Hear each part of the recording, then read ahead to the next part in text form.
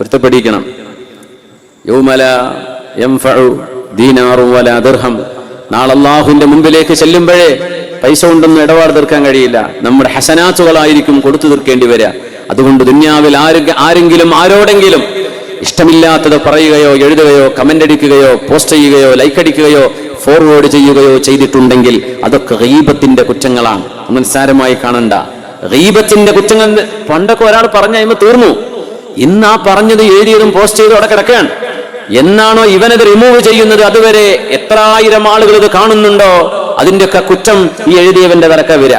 ഇതൊന്നും ആളുകൾ ചിന്തിക്കാറില്ല. ഭയങ്കര രസല്ലേ, ആളുകളെ പറ്റി അങ്ങനെ കുതിര കയറി എഴുതല്ലേ, അങ്ങനെ എഴുതന്നെ. അതിൽ ഉസ്താദന്മാരുണ്ട്, തങ്ങന്മാരുണ്ട്, സയ്യിദന്മാരുണ്ട്, പാണക്കാട് കുടുംബമുണ്ട്. ഇതൊന്നും വിഷയമല്ല, അങ്ങനെ അടിച്ചെഴുതുക. ഇവരെന്തോ വലിയ എഴുത്തുകാരാണ്.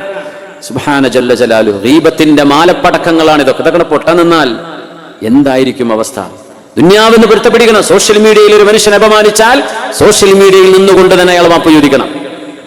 അതിന്റെ രീതി അതാണ്. പരസ്യമായിട്ട് കുറ്റം പറഞ്ഞു, ഒരു സ്വകാര്യമായിട്ട് മാപ്പാക്കണേ. ഇതെന്ത് പരിപാടിയാ?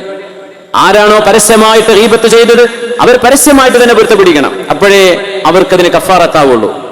അതുകൊണ്ട് ശ്രദ്ധിക്കണം. ദുനിയാവെന്ന് പൊരുത്തപ്പെടിച്ചോളി. നാളെ അമലെന്ന് എടുത്തു കൊടുക്കേണ്ടി വരും.